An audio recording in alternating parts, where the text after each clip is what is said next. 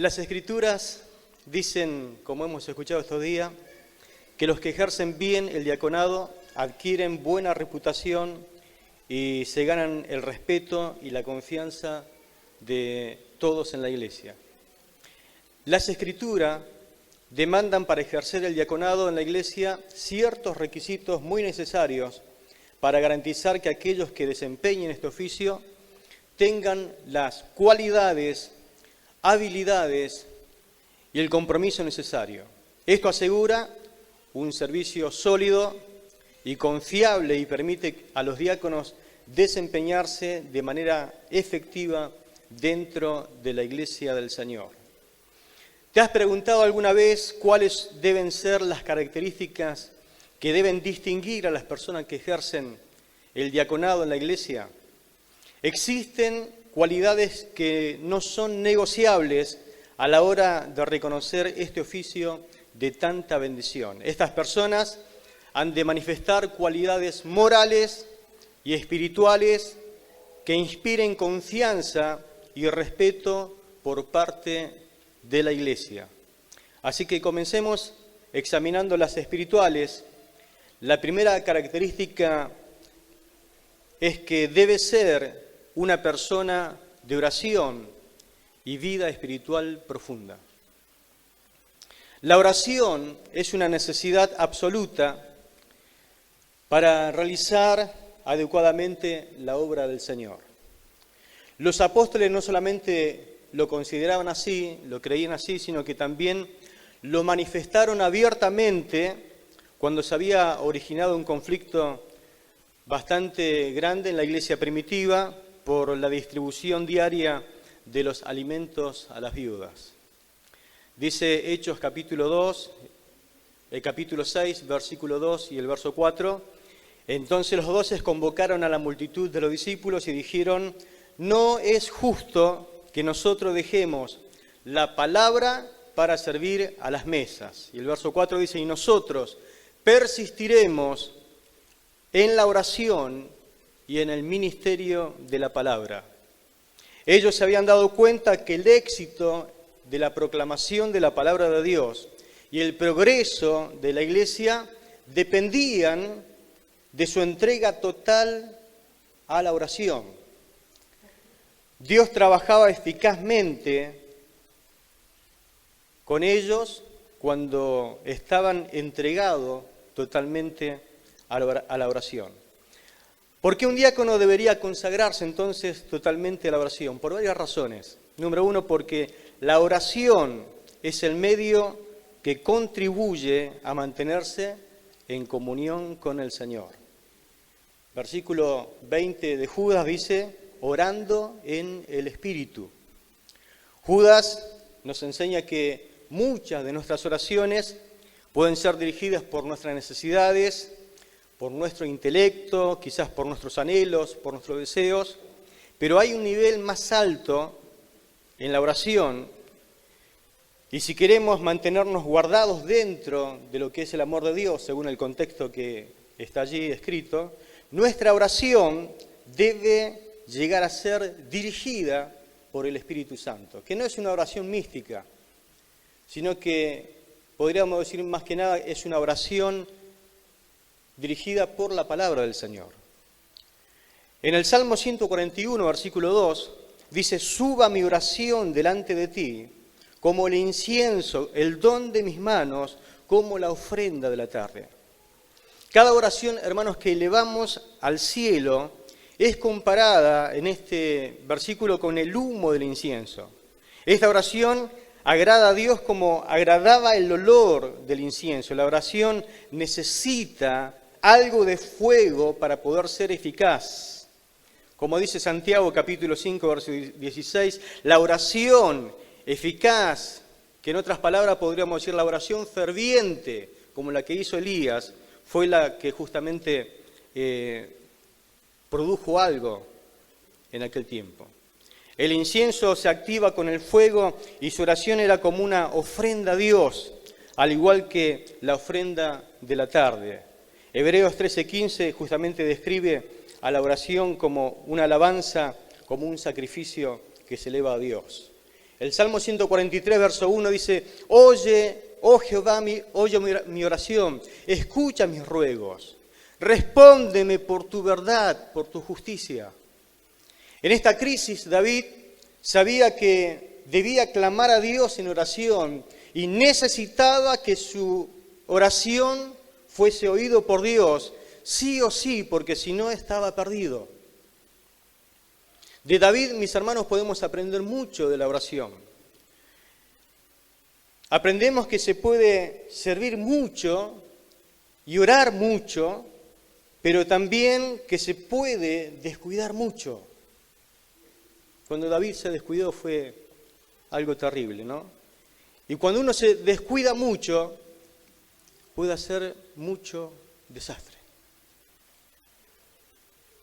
Corrie ten Boom, una mujer de Dios, apresada por el comunismo ruso, dijo algo muy interesante acerca de la oración. Dijo, la persona que no ora, peca. Pero la persona que ora es porque ha dejado de pecar. Y me hace acordar justamente las palabras que el Espíritu Santo dijo a un discípulo allí en Damasco acerca de Saulo de Tarso. Creo que una de las características de la persona cuando va sufriendo su conversión tiene que ver con esto. Dice, ve, porque él ora. Ve, porque él ora, le dijo el Espíritu Santo a Ananías. El cielo sabía que Saulo de Tarso estaba orando. Y el cielo sabe cuando usted y yo también estamos orando. Esta gran mujer añadió acerca de la oración no sea en ti como la rueda de auxilio de tu auto, sino como la fuerza motriz que impulsa, en este caso, nuestra vida. La oración, mis hermanos, es muy importante y quiero decir algo con mucho respeto. La iglesia ha dejado de orar.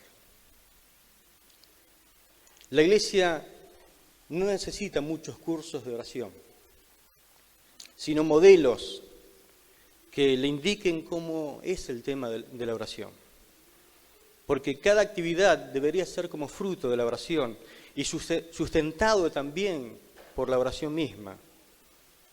Porque creo que solo cuando la iglesia se pone de rodilla es cuando el diablo comienza a preocuparse, cuando el diablo empieza a temblar. Siempre lo digo y lo recalco, ¿no? Yo cuando me entregué al Señor entré en una iglesia de oración. Fue como entrar al mismo cielo en ese lugar. Era un cuarto bastante chico, pero la iglesia oraba y oraba y oraba. El pastor dirigía la oración 1 hora de rodillas. Y la iglesia lo acompañaba, pero en su oración profunda, ¿no? Yo cuando entré a ese lugar, hermanos, y el pastor dijo, pónganse de rodillas los que no saben orar, aunque sea escuchen. Empecé a escuchar palabras que nunca había escuchado en mi vida. Y después entendí que eran las palabras de los salmos. La iglesia oraba con muchas palabras que están incluidas en los salmos. Y tuve una experiencia espiritual ese día, el mismo día que entré a la iglesia. El Señor me tocó. Me hizo pedazo. Ese mismo día me entregué al Señor. Y estoy firme, queriéndole servir siempre. Pero, hermanos, cuando hay una iglesia que ora y un pecador entra a la iglesia, hay muchas posibilidades de ser convertido. Porque el Espíritu Santo tiene poder para hacer algo. Isaías entró al templo buscando una palabra de Dios en un momento especial de su país. El trono había quedado vacante, había muerto el rey Usías, pero nos cuenta la palabra en Isaías 6 que él cuando entró al templo vio sentado en el trono al rey Jehová de los ejércitos. Y claro, cuando él vio esa visión espiritual, Dice la Biblia que se vio como Dios mismo lo veía. Y el capítulo 1 al capítulo 5 encontramos a un profeta diciendo, ay, ese ay de dolor, ay del pueblo de Israel, pero en este caso el ay era para él. Dijo, ay de mí que soy muerto, porque mis ojos han visto al Rey Jehová de los ejércitos. Recién, hermano, cuando nosotros oramos y tenemos un encuentro personal con Dios, nos vemos tan pecadores como somos delante del Señor. Y recién es cuando nosotros podemos clamar por nuestra vida, por salvación, por limpieza, porque Él se vio inmundo delante de Dios, y tengo labios inmundos, pero en la presencia del Señor hay herramientas, hay cosas que pueden realmente limpiarnos con una limpieza profunda. Dice la Biblia que tomó un ángel carbón encendido del cielo y se lo puso en los labios, lo purificó y le dijo, ahora sí, estás en condición. Y escuchó la voz del Señor. ¿A quién enviaremos? ¿Quién irá por nosotros? Y él pudo recién verse a sí mismo limpio y decir, sí, Señor, ahora sí, envíame a mí. Estoy dispuesto a ir. Amén. Todo eso ocurre en el ámbito de la oración. Cuando uno no ora, solamente ve los pecados de los demás. Cuando uno ora y tiene encuentro personal profundo con el Señor, clama como dijo Pablo, ay de mí, que soy el primero de los pecadores. No descuidemos la oración, entretenido en tantas cosas, mis hermanos, quizás muy nobles, muy lindas, pero a lo mejor estamos descuidando lo más importante, lo más primordial que el Señor nos puso en las manos. En la obra del Señor, para estar activos debemos permanecer con el fuego de la oración encendido permanentemente en el altar. Además de esto, fuimos llamados para que nosotros pudiésemos estar con Él. Marcos capítulo 13, Levítico capítulo 6, verso 13 nos dice eso. Una cosa es poner, mis hermanos, el hierro en la fragua, y otra cosa muy diferente, escuché hace mucho decir, cuando el fuego está dentro del hierro. Recién ahí se lo puede doblar, se lo puede manipular. Dios necesita que el fuego de Dios esté en nuestros corazones, para Él moldearnos y darnos la forma que Él quiere hacer. Dice la palabra que el que comenzó en nosotros la buena obra la va a perfeccionar hasta el fin. Pero tenemos que darle los medios necesarios, suficientes, para que Dios siga actuando en nuestra vida. Y una de esas cosas es la oración, como también lo es la palabra. Y también nos lleva a una comunión íntima con los hermanos. En Mateo 18, 19 leemos, otra vez os digo que si dos de vosotros se pusieren de acuerdo en la tierra acerca de cualquier cosa que pidieren, les será hecho por mi Padre que está en los cielos. Y Hechos 1:14 dice, todos estos perseveraban unánimes en oración y ruego con las mujeres y con María, la madre de Jesús, y con sus hermanos. Es decir, que la oración comunitaria, la oración en conjunto, es muy importante.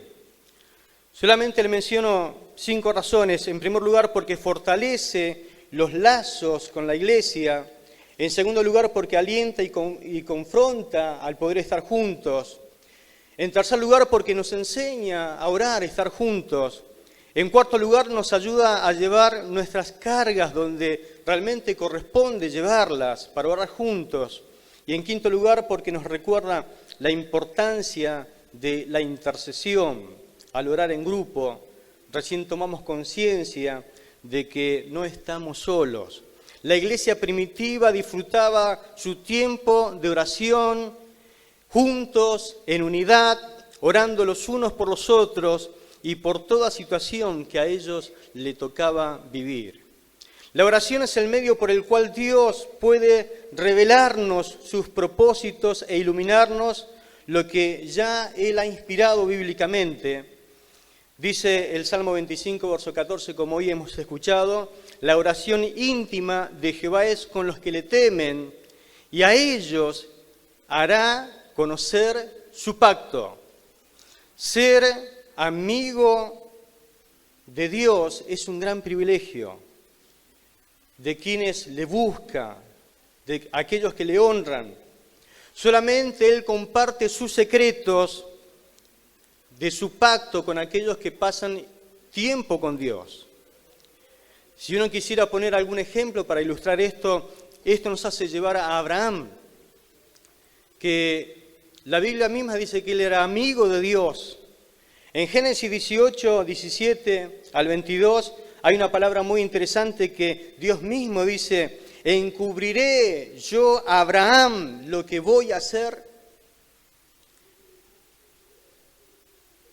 Dios quería hacerlo justamente porque pasaban momentos íntimos con él. En el Nuevo Testamento encontramos a Pedro. Él en algún momento estaba en ayuno y en oración, recibió una visión, pero el Espíritu Santo le habló y dice en Hechos capítulos 10, versículos 19 al 20, le dijo el Espíritu, he aquí, 3 hombres te buscan, levántate pues y desciende y no dudes de ir con ellos porque yo los he enviado. ¿Cuántos creen que Dios habla? Gloria a Dios. Es interesante que si nosotros oramos al Señor para no errar, para no pecar, el Señor nos guía y nos ayuda para no cometer errores, pero también nos revela cosas profundas.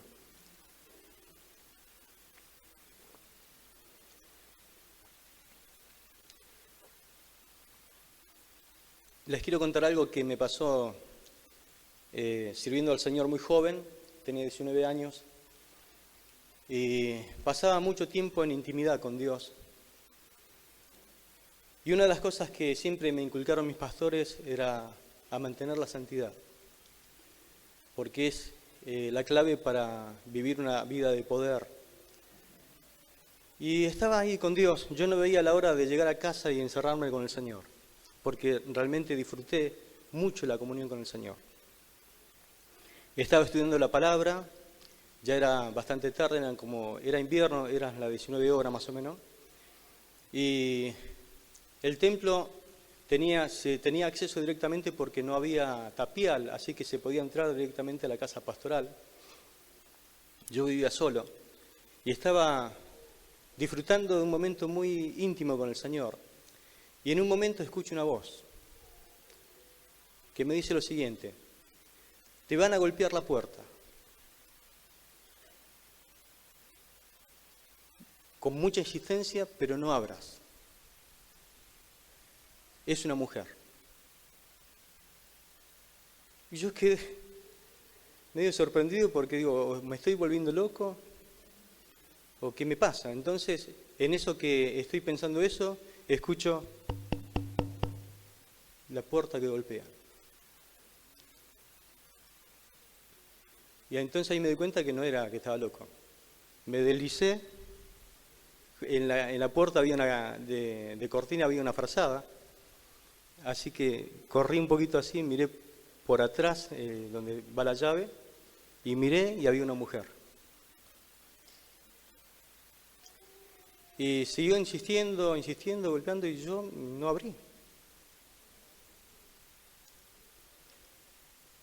Y ahí entendí que Dios guía. Y Dios te protege. Cuando no querés pecar y querés permanecer en comunión con Dios, Dios te va a proteger. Amén. Porque somos de Él. Amén. Al otro día, cuando hubo culto, esa mujer estaba en el culto ahí y no me dijo nada. Y ahí entendí que Dios me libró, ¿no? Era una mujer que... bueno, dejémoslo.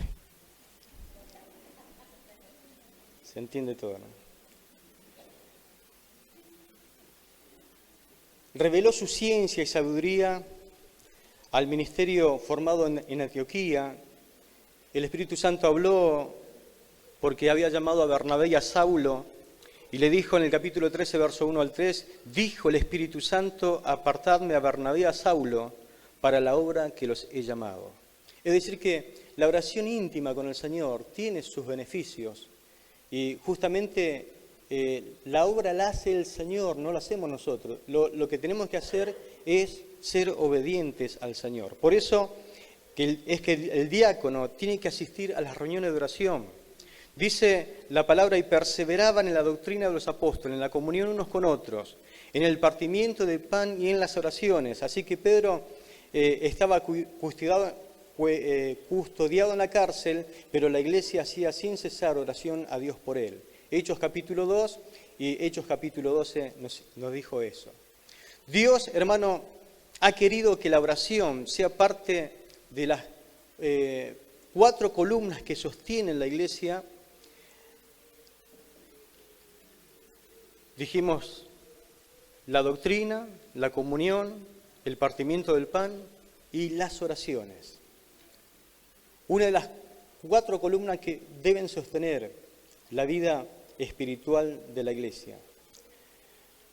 Los obreros que asisten regularmente a los cultos de oración experimentan grandes bendiciones en su vida.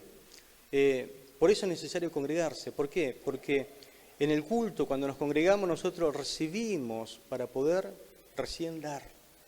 El obrero que no se congrega, el diácono que no se congrega, no tiene para dar. Cuando nos congregamos, profesamos firme y con sinceridad la esperanza que nosotros creemos. Lo dice Hebreos capítulo 10. Cuando nos congregamos, recibimos ayuda espiritual y a la vez ayudamos a otros en el camino del Señor. Hebreos 10:24. En Hebreos 10:25 nos dice que vencemos el mal hábito que algunos tienen de no congregarse. En Hechos capítulo 4, versículo 41 y Mateo 21:13, entiende que uno está en el lugar correcto cuando se congrega, está orando, está adorando y buscando a Dios con intimidad. Hay grandes y muchísimos resultados cuando uno realmente se congrega. Pero también debe orar por la obra en todas sus dimensiones. Hay que orar por el pastor y su familia. Leemos en Filipenses 1:19, 2 de Corintios 1:11, estos versículos que nos ayudan. Dice, cooperando también vosotros a favor nuestro con la oración, para que por muchas personas sean dadas gracias a favor nuestro por el don concedido a nosotros por medio de muchos. Aquí nos dice que podemos hacer mucho orando para que los que pastorean, y si muchos oran justamente por esta misma petición, muchos van a ser los que den gracias a Dios por esas oraciones contestadas bondadosamente por Dios. Se puede orar por los pastores, por su familia. Se puede orar para que cada miembro de la familia experimente una íntima relación con Dios, que puedan realmente encontrar satisfacción en Dios. Se puede orar por la esposa del pastor, para que realmente ella pueda encontrar descanso en Dios, porque no es fácil ser la esposa de un pastor. Hay muchas cargas, muchas dificultades, y sobre todo si es un hombre muy usado por Dios, que tiene que salir por todas partes. Muchas veces ella queda sola con los chicos, tiene que llevar cargas a veces que son pesadas, pero si la iglesia hace oración por ella, le va a resultar en mucho beneficio. Se puede orar por el matrimonio pastoral, para que también vivan en un ambiente de amor sus hijos en ese lugar. Se puede orar por los hijos del pastor para que también ellos tengan un encuentro con el Señor, vivan una vida devocional y puedan amar a Dios con todo el corazón. Los hijos de los pastores también necesitan de sus oraciones. Hay que orar por los hijos del pastor también para que puedan abrazar el servicio al Señor, para que Cristo sea el que los guíe en todas sus decisiones que tienen que tomar. Gloria a Dios. Por los demás ministros y obreros también tenemos que orar.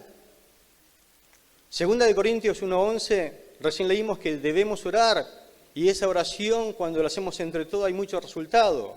Colosenses capítulo 2, versos 3 y 4 dice, nunca se cansen de orar, oren siempre con gratitud, Oren también para que Dios nos conceda muchas oportunidades de proclamar el mensaje, pues por ello estoy preso, dice el apóstol Pablo. Por lo tanto, debemos orar por nuestros pastores. El diácono debe orar también por los presbíteros, por los evangelistas, por los maestros en la palabra, para que también todo el campo de acción reciba la bendición de parte del Señor. Tenemos que orar para que Dios envíe obreros a la mies. Obreros que realmente muestren por lo menos algunas características que son imprescindibles para poder servir al Señor. Por ejemplo, que se sometan a Dios y a las autoridades. Esa clase de obrero es la que necesitamos que Dios envíe. Que trabajen sin estar pensando en algún horario específico. Como el Señor, que decía, hasta ahora yo trabajo y no había tiempo para Él. Pablo dice en 1 Tesalonicenses 2:9 que también trabajaba constantemente y hasta trabajaba día y noche como para no ser gravoso a la obra, y lo hacía con todo el corazón. Que se gocen solo en su labor y den siempre toda la gloria a Dios. Que reconozcan que humanamente sería imposible hacer la obra de Dios a menos que Él los haga apto por la gracia del Espíritu Santo que mora en su interior.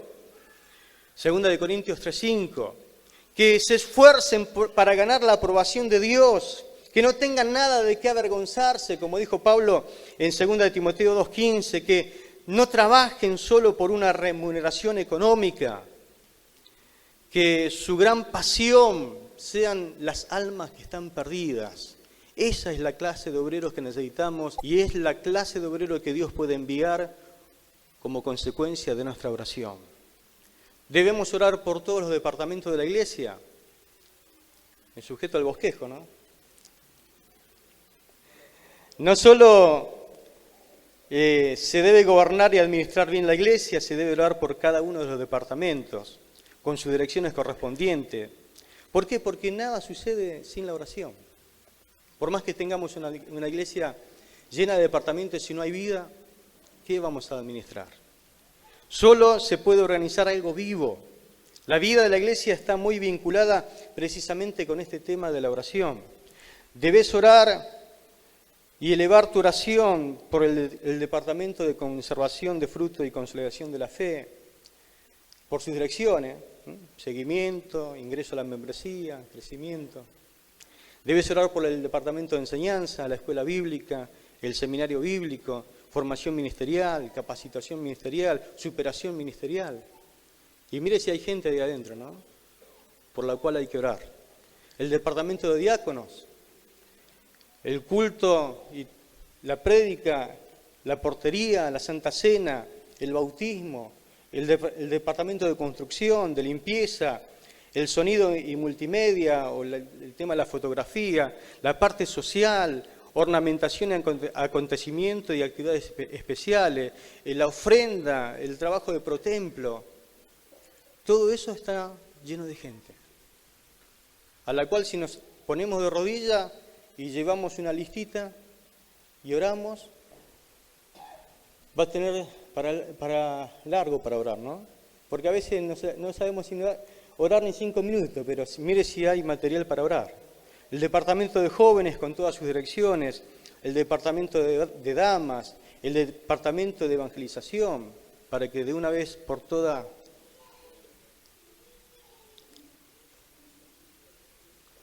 se ponga en marcha.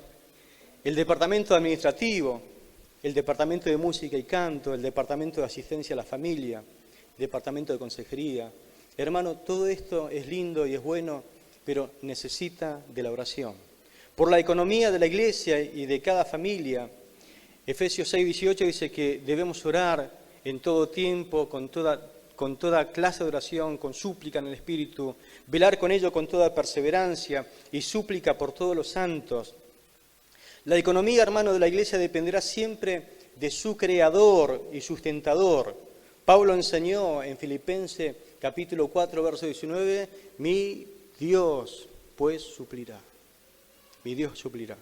Pero también del conocimiento, compromiso y fidelidad de cada miembro y administrador de sus bienes en forma particular.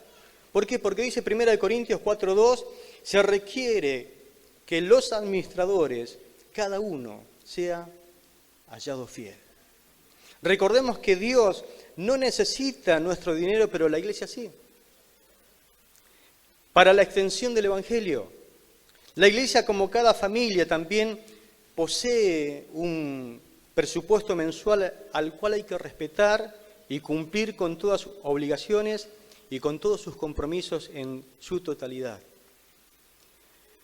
También debemos estar conscientes que la iglesia, en la medida que sus miembros tengan buenos trabajos y vayan prosperando económicamente, crezcan académicamente y superándose para llegar a ser buenos profesionales, sus ingresos también serán distintos. Y si a esto le agregamos que sean buenos administradores de los bienes recibidos, el resultado será una iglesia bendecida. Segunda de Corintios 9, versículos 10 y 11 dice, Dios que da la semilla que se siembra y el alimento que se come, les dará a ustedes todo lo necesario para su siembra y les hará crecer para que la generosidad de ustedes produzca una gran cosecha. Así también ustedes tendrán toda clase de riquezas y podrán dar generosamente.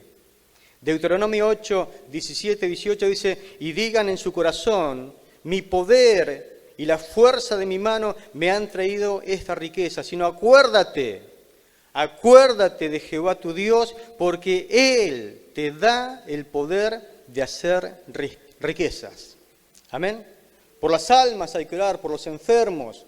Solo nos gozamos cuando gozamos una íntima comunión con el Señor y una vida de oración profunda es que valoramos las almas eternas, como el Señor lo hace. Sabemos que la voluntad de Dios es que todas las personas lleguen a ser salvas.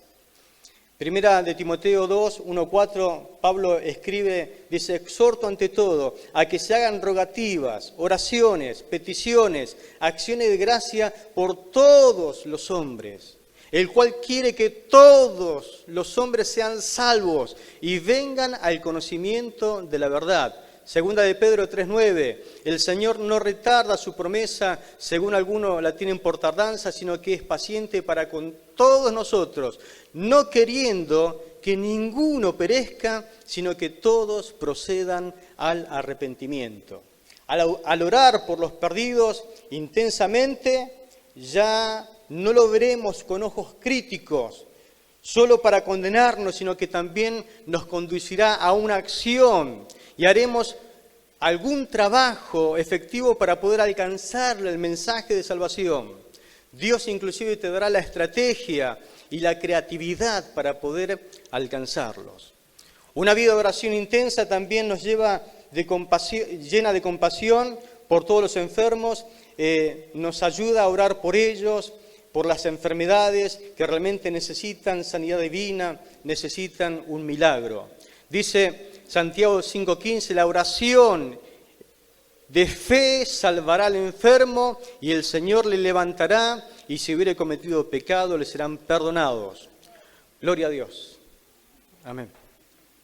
Debemos incentivar a los demás a que sean personas de oración. Colosenses 4:2 dice, perseverad en la oración, velando en ella con acción de gracias.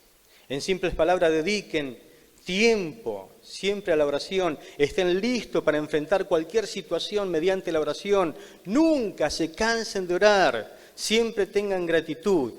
Es muy difícil aprender a orar por correspondencia, hermano. No se aprende a orar haciendo cursos, se aprende a orar viendo a otros orar. Cuando la gente ve que la oración es el gozo de tu vida, cuando la gente ve que es tu delicia diaria, querrá orar como tú lo haces. Anhelarán experimentar lo mismo, tan solamente por observarte. Amén. Que Dios le bendiga ricamente y que Dios añada lo que no pudo añadir.